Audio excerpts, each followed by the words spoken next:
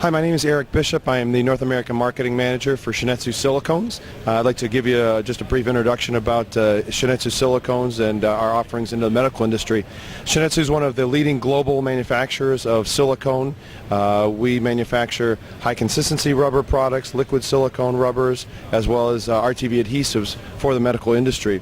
Our U.S. subsidiary is based in Akron, Ohio. We're known as Shin-Etsu Silicones of America, but obviously we're part of a much larger global company based in Tokyo and with facilities in Japan and in Thailand. We are differentiated in the marketplace, particularly in our liquid silicone products, by a number of characteristics. First of all, our general purpose materials, of course, are biocompatible. They've been tested for USP Class 6, ISO 10993, but they are differentiated because of their consistency. Batch-to-batch consistency is very good. Our customers continually report to us that compared to other materials that they have tested, other suppliers, that our consistency is far above what they have seen.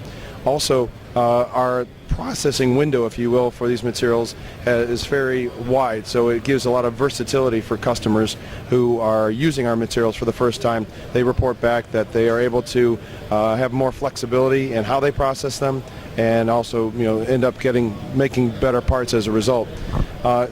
Technically speaking, we're seeing a lot of customers who are looking at multi-component products, typically thermoplastic with a silicone on it, and we launched a whole series of self-bonding materials for the medical industry. Our primary product line is called KE2090, and it bonds to polycarbonates, PBTs, PPOs, even PEEK, UDEL, Radel, and some other high-temperature materials that are being used more commonly in the medical industry.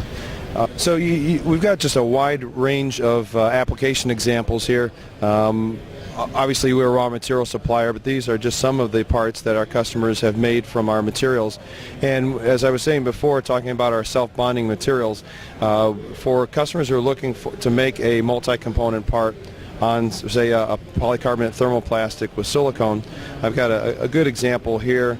This is a demonstration piece that we have created, and it's an ice scraper, but you may have seen this at being molded at NPE shows in the past. But the silicone is actually chemically bonded to the plastic in the mold. There's no mechanical interlock here, no through holes are necessary, so we're actually developing a chemical bond to the plastic.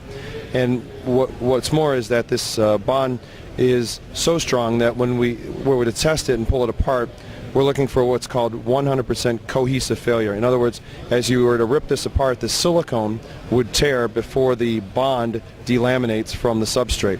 And that, to us, is a successful application. As I mentioned, these products have been tested for USP Class 6 or ISO 10993, so they are biocompatible. We limit ourselves to short-term implantable applications, less than 29 days in the bottle. This is a strap, as you can see, that was used for a breast pump, and it has a very nice, elegant look to it. You've got the polycarbonate and the silicone all nicely bonded together seamlessly, and it just makes for an elegant part that's much more functional than if you had to try to bond or assemble this. So there's not only is there design savings to be had with self-bonding silicone rubber, but there's also improvements in production and process and cost savings.